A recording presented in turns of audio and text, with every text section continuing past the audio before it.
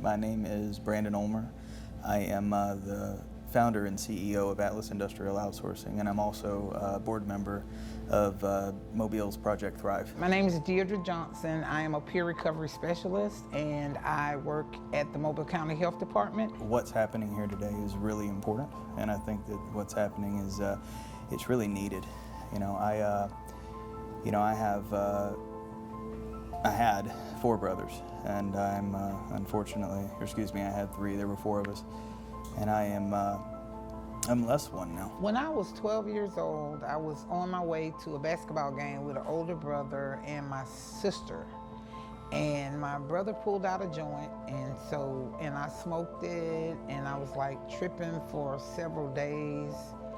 And I cried and prayed to God to let me come down off the high. Today I got my little brother's death certificate, and it confirmed polysubstance abuse, cocaine, methamphetamine, and fentanyl. Around 14 or 15 years old, he turned to drugs. He turned to bad crowd, and it probably started with marijuana, But over the years, it really started to take its toll. And that same brother, when I was like, 18 or something, he offered me a harder drug, and I tried it. And then it went from that to snorting cocaine. And when I was about, 20 or 21, somebody introduced me to freebasing. And so I started freebasing. 10 years, I think, he dealt with it. And, the tough thing about those 10 years is that over the course of those 10 years, my brother overdosed no less than 6 times. There were times that I would have to go meet my mom and stand over his body in the hospital and have very serious conversations with her and say, listen, he's in a coma right now and he may not wake up. Well, then they started selling what they were calling at the time was ready rocked. Like it was already rocked up and you could just buy it off the street and just smoke it. You didn't have to go through all the steps to get it rocked.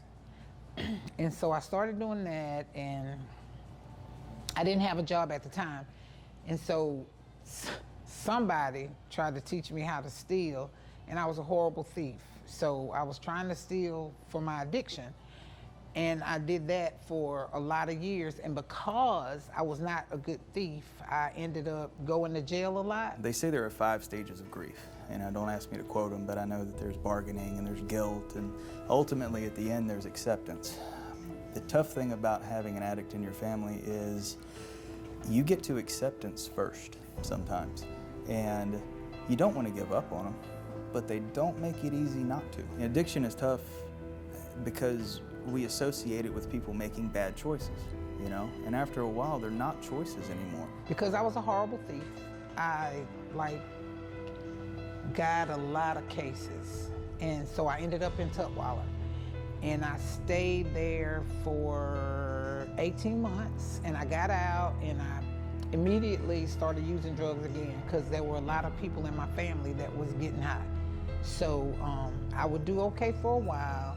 Then I said, well, I'm not gonna smoke crack or I'm not gonna smoke weed, I'm just gonna try and drink. But I was never really a drinker, so I didn't do well with alcohol either. The first time that I ever had to bury someone because of an overdose, I was 22 years old. When I was 16, I was in a band called Bad Influence. The irony still isn't missed on me, but his name was Nelson Cooley. Nelson was probably one of the best drummers I ever played with. He was like Mike Portnoy and Neil Peart rolled into a ball with a little bit of Dennis Chambers. The drummers will totally understand what I'm talking about. But he was fantastic, and he had a problem, and it caught up with him. I would always try and stop in between the prison and the little city jails and the county jails.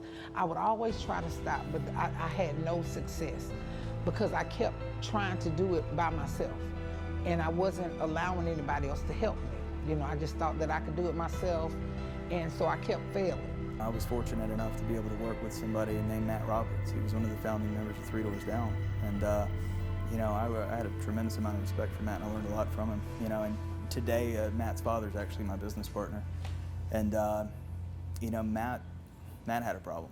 And it's really interesting from my perspective, because my little brother was one kind of addict. My little brother was doing what he had to do.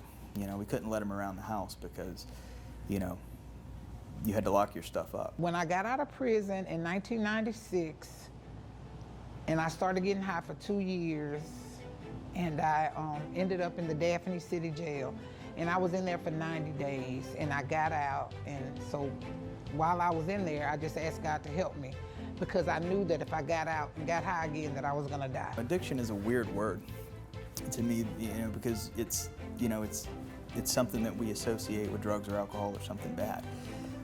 I feel like we're all addicted to something. Some people are addicted to golf, some people are addicted to winning, some people are addicted to God. Some people are unfortunately addicted to drugs. And when they can't get to that level, they keep going. I called Miss Emma Pearman. She worked at Franklin at the time. And I said, I'm trying to get in treatment. And so she told me to just go to the meetings, because I had been clean for 90 days. She said, just go to the meetings. She sent me to the NA meetings, and she told me to get a sponsor and just start working steps. And so I did that, and so I was able to put together some clean time just by listening at someone else. I read somewhere that the way that this works is there's a craving, or there's a trigger, then there's a craving, then there's what they call the ritual, and then there's the payoff at the end. People with addiction, that craving, or that trigger at the beginning, it just skips the trigger part and it goes straight to the craving, and that becomes, more important than everything. It's more important than your family. It's more important than good decisions, morals, ethics. It's more important than a job, a house, and after a while, I think they realize that it's not up to them anymore. But the problem is that they hurt a lot of people in the process. I went to NA, and I did what they told me to do, because I was tired of going to Tutwiler. I was tired of going to prison. I hated jails. I remember this lady in the Baldwin County jail. I would act so ugly, and she would say, Deirdre, if you hate jail so much, why don't you stop coming? It's like, so Miss Flossie, if you're out there, so finally I said, okay, so everything that people would tell me, it started to fall into place. And I would just, so I started to listen, and my life got better. My brother would call me, and he would want help. And I'd be like, dude, you burn me every time. And he would be like, I really don't want to rob anybody. I really don't want to have to. And I'm sitting there going, why are you putting this on me? I mean, how is this my choice? Why am I having to carry this weight for you when you've made all these bad decisions? But I realized later it was a cry for help, because he was saying, if you don't help me, my addiction is going to make me do these things. And if I steal from you, you love me, you will forgive me. But if I steal from the wrong person, I may get killed. Even the things that my mother had taught me, I had lost it in the streets. Because, I had chosen a whole different lifestyle, right? So, and I was about the hustle, I was about the using and getting and finding ways and means to get more drugs. And so that's all I was about. So somebody, the people in recovery had to teach me how to do all those things over again, because I had forgotten. I didn't know.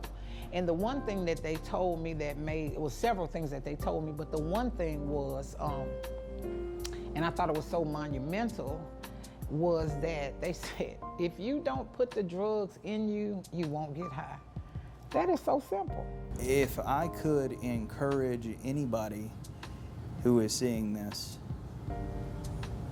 if you know somebody who's addicted, understand that it is going to take a large degree of patience.